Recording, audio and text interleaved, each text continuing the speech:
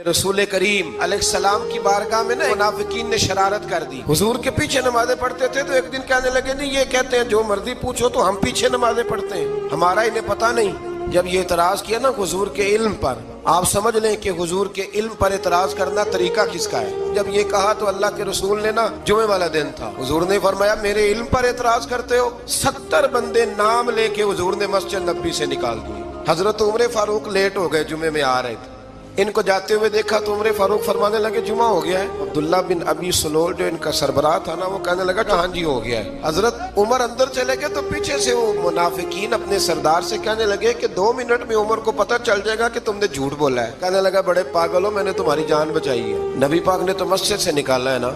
उमर को पता चल जाता ना हम मुनाफिक हैं, तो अबू बकर भी मस्जिद में थे, अली भी मस्जिद में थे, उस्मान भी मस्जिद में थे, बचाने वाला ही कोई नहीं था। उमर ने तलवार लेके तो दुनिया से निकाला।